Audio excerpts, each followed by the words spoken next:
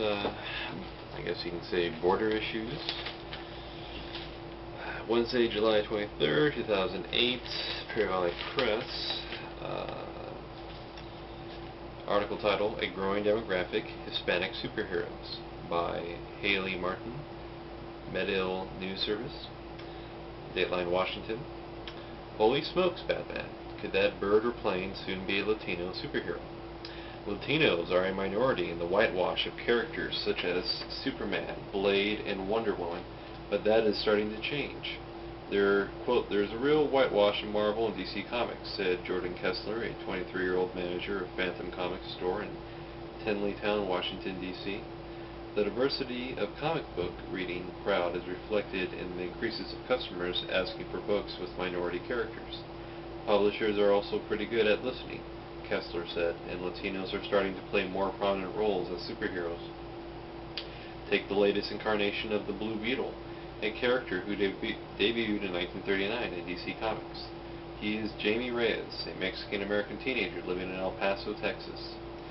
Quote, this is the first forefront Hispanic character, Kessler said, and he's pretty authentic. The alias of Blue Beetle has been many different men. Before Reyes, he was a white man who was in the same tax bracket as Bruce Wayne, Batman. Quote, the Blue Beetle character has always been white guys, but he's always been an important character, Kessler said. Reyes' Blue Beetle is the first Latino character to be taken seriously.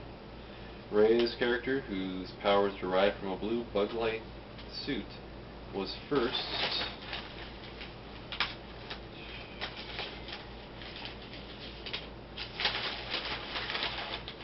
introduced in March 2006 in Infinite Crisis number 5, an event book that put characters in the DC universe and a story together. The Reyes Blue Beetle was launched in its own comic book, in May of the same year. This incarnation of the Blue Beetle has also been popular. Quote, he's fantastic, one of the best books DC is putting out right now, said Carla Hoffman, an employee at Metro Entertainment in Santa Barbara. I went there.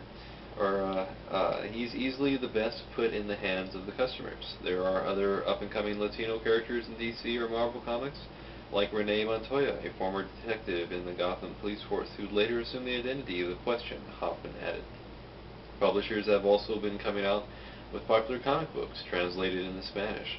The first volumes of Ultimate X-Men and Ultimate Spider-Man were translated into Spanish and released at the end of March. The April issue of the Blue Beetle was released in Spanish with an English script, the first time a publisher has ever done that, Kessler said. But major publishers like DC and Marvel Comics can't do translations with every comic. Quote, people ask for Spanish comics, but the biggest pitfall is that the distributor doesn't offer it often, Kessler said. They have limited space in the warehouse, may not be able to carry a stack of Spanish comic books on the big screen. It's hard to miss the explosion of superhero movies produced in the past couple of years. Iron Man and The Dark Knight are only 2 of 6 superhero movies released this summer. Hollywood does not plan to stop turning out superhero movies anytime soon. The Spirit is scheduled to release this Christmas Day. The Watchmen and X-Men Origins Wolverine will be released next year. There's no Blue Beetle project in the works yet, but other movies about high-profile superheroes like Wonder Woman and Power Man are in production. Minority superheroes have had their moments on the red carpet. Hancock, a black superhero who's not based on a character in a comic book, had a successful July 4th opening weekend this year. Also in the next Iron Man, Jim Rhodes, the black sidekick character to Tony Stark, will have a bigger role, Kessler said. Though special effects rack up a big bill for production studios, Hollywood keeps making these kind of films because people will watch them. Comic books are such visual mediums, it's practically a storyboard, Hoffman said. The movies that hold the top spots for most profitable opening weekend are superhero movies. The Dark Knight demoted last year's Super Spider-Man 3 to second place this week. And other superhero movies like X-Men easily gross at least $100 million. It's hard to say why it's taken off as much, said Javier Hernandez, a Whittier resident, adding that the mix of action and stories of heroes and villains appeal to a wide range of people. Quote, even the people who might not have read comics, they love it because the characters are so over the top, he said. You have the hero with the cool abilities and powers and flamboyant villains. Everything appeals to us on a visual level. Hernandez writes and illustrates an independent comic book, El Muerto, about 21-year-old Diego de la Muerta, who turns into an Aztec zombie. Hernandez's El Muerto was made into a small independent movie in 2007 called The Dead One. But a Hispanic character, even Blue Beetle, in a major motion picture may be a long way off. Quote, there are at least 100 characters from Marvel and DC. It's so hard to guess who they'll make a movie out of, Hernandez said. Usually it's superheroes that have been around a long time, and Blue Beetle has been around, but the Reyes version is too new.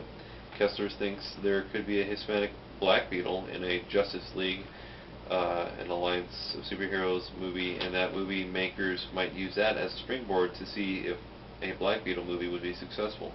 Hoffman is more optimistic that even if the Hispanic Blue Beetle is still being introduced, he'll eventually make it onto the big screen.